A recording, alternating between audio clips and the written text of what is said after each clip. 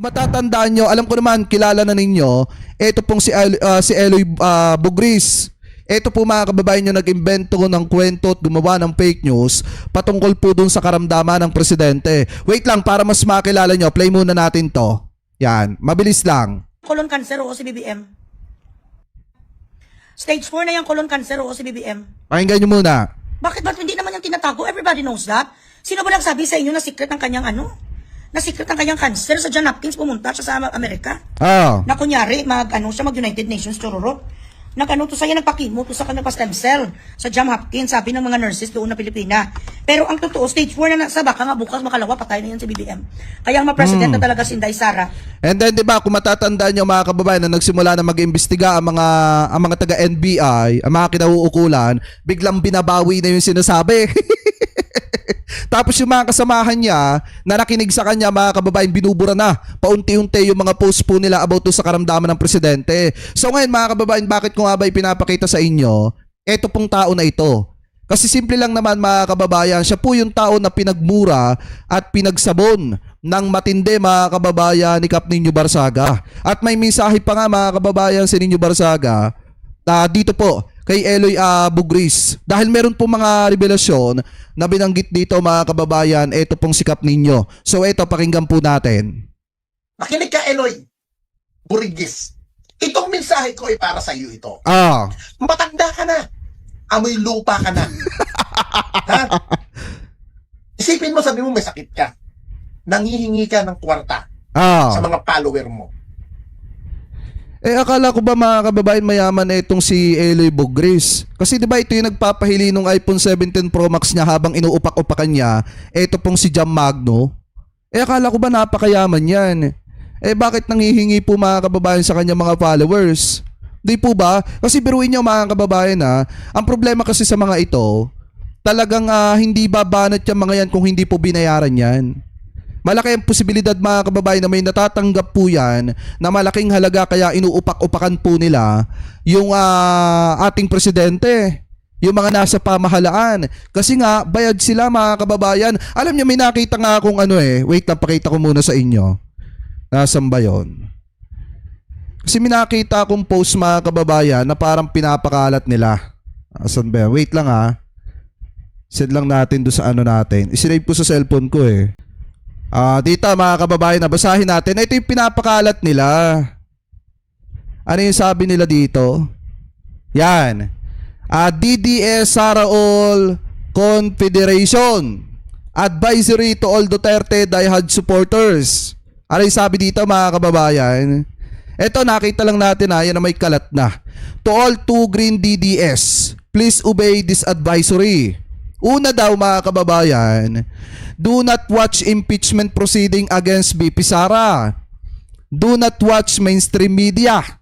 Do not read mainstream newspaper. Block all social media pages of mainstream media. If in doubt, consult only DDS personalities like Banat Bay, Sasasot, Loren Badoy, Maharlika, Harry Roque, etc. Ignore family members, relatives, and friends who are against BP Sara and the Duterte family. They will only cause you stress and anxiety. 7. Watch and follow SMNA only daw.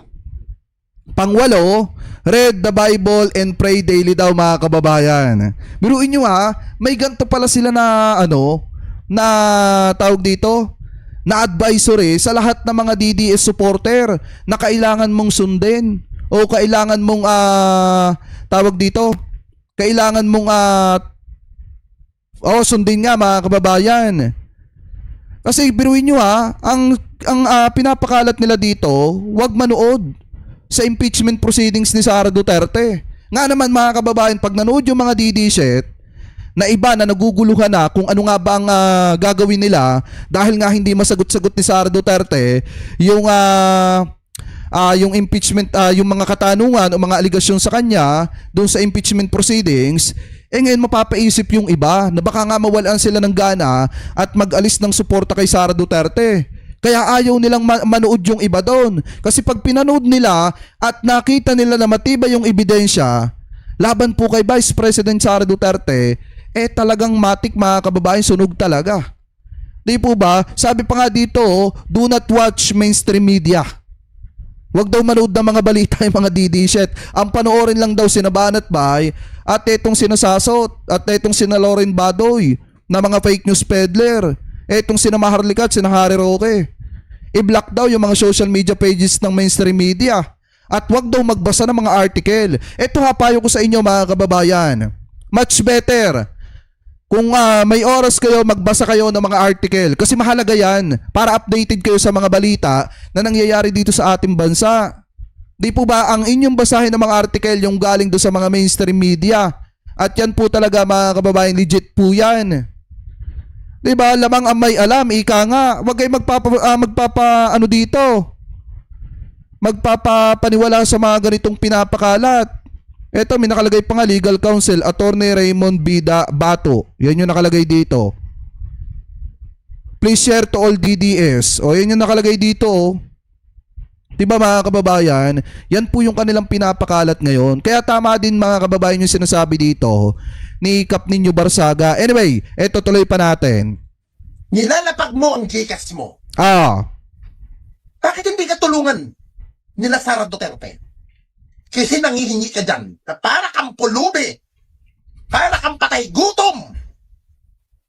Proud ka pa ba sa ginagawa mo? Nga naman, kung talagang may pangangailangan itong si Eloy Bugris patungkol sa kanyang karamdaman, kung siya'y may sakit, ang makakatulong sa kanya si Sara Duterte.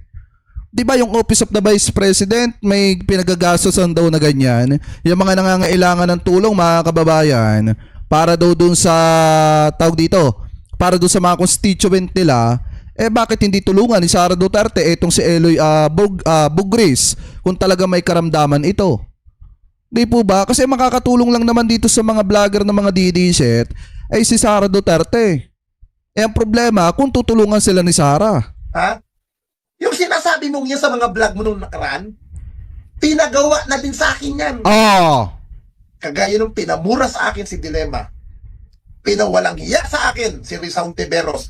Si Trillanes, pinatawagan sa akin. Pinamura nila yan. Iutos sa akin yan. Naku po.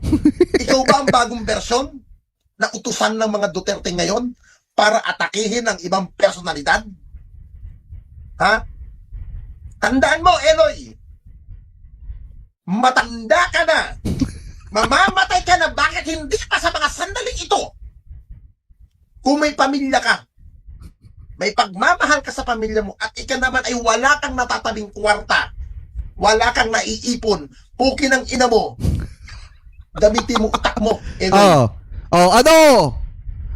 Nasan yung mga DD-shit dyan? Eto mga kababayan ha, diba kung matatandaan nyo, pinagtulungan niya ng mga banatae pero hindi sila umubra kay Kap Ninyo Barsaga. Sa tingin nyo, uubra kaya etong si Eloy Bugris dito kay Kap Ninyo? Kasi si Kap Ninyo talaga mga kababayan, maraming alam yan. Di po ba? Lahat ng mga ipinagawa ng Duterte administration sa kanya mga kababayan, lahat siya may resibo. Lahat yan mga kababayan, may mga screenshot, may mga voice record. At talagang kaya nga walang makabangga dyan.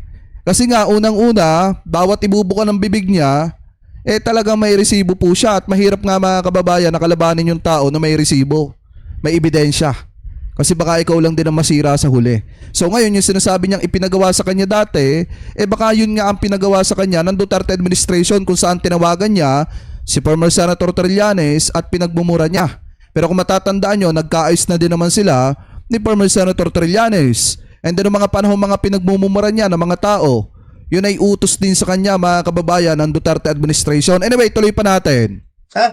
Dahil si Pangulong Marcos hindi marunong magtanim ng galit yan. Tama, totoo. Kita mo nga, winawalang hiya siya ng mga Duterte. Nakarinig ba tayo ng pananalita kay Pangulong Marcos? Wala. Death na. Hindi niya pinapansin.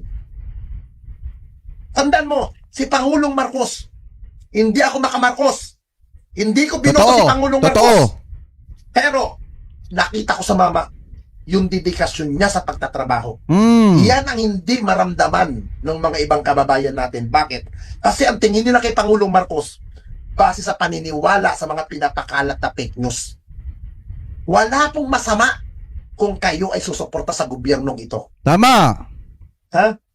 Lahat tayo. Pilipino tayo. Pero kung tayo nag-aaway-away, putang ina, wala pong mararating ang ating bansa. Tayo ang nagpapahirap sa bansang ito. Tulungan natin ang bagong gobyernong ito. Huwag kayong nagpapadala sa mga matatamis sa salita. Ako sinasabi ko na sa inyo ito, nagkasalita ko bilang dating DDS vlogger. Nung nawala si Duterte, tinagtad ako ng kaso. Tinagtad ako. Iniwan din ako sa ere ng mga yan. Di ba? Maging aral ito sa inyo. Totoo yan, mga kababayan. Talagang humaharap siya sa mga hearing niya. Tinagtad siya ng napakaraming kaso ng mga tao na iniutos na upak-upakan niya noon. And then iniwan siya, mga kababayan, na mga Duterte sa ere noon. Pero inyo, inutusan siya pero ang ending, iniwan siya sa ere. Kasi mga kababayan, sa totoo lang, yung mga ginagawa ngayon ng mga DD shit, mga kababayan, na pagbanat-banat sa gobyerno, pag upak-upak kay PBBM, pagka dumating yung time na balikan sila, mga kababayan, kasuhan sila, hindi naman sila tutulungan ng mga Duterte. Pababayaan sila. Katulad nung nangyari, mga kababayan, doon sa Doha, Qatar. 'Di ba yung mga nagrally doon? After tulungan ng ating pamahalaan sa kabinisita ni Sara Duterte, pero nung nangangailangan ng tulong na mga Duterte, hindi po tinulungan ni Sara Duterte, mga kababayan, yung mga OFW na kababayan natin na nagrally ng pagpapakita ng suporta po sa mga Duterte, na kung saan naaresto at pagkatapos noon hindi man lang nilingon ni Vice President Sara Duterte. Ang tumulong po doon si Presidente, gobyerno ni PBBM. Diba, mga kababayan? Kaya nga kung titingnan nyo, yung sinasabi po dito ni Kap Ninyo Barsaga, totoo po yan. Pagkatapos kang pakinabangan, mga kababayan, hahayaan ka na, bibitawan ka na sa ere. Kaya nga dapat yung mga DD shit vlogger ngayon pa lang maging wais na kayo. Di po ba? Biruin nyo, di ba nung kumikilos ng NBI at sasampahan ng demanda, itong mga nagpapakalat ng fake news na ito, katulad din na Eloy Burgess, may narinig ba sila na pagtatanggol kay Sara Duterte? Wala. Mga kababayan, kasi nga pababayaan na sila. Tapos na yung rules, yung role nila, yung role nila na pagtatanggol kay Sara Duterte. Bahala na sila sa buhay nila. Ganun po yun, mga kababayan, at ganun yung nangyari kay Kap Ninyo Barsaga noon. Di po ba? Anyway, mga kababayan, kung kayo po ang tatanungin ano po masasabi ninyo, hingil po dito sa mga ibinulgar na ito ni Kap Ninyo Barsaga. Comment below na lamang po kung ano po masasabi nyo, hingil po sa usapin po na yan.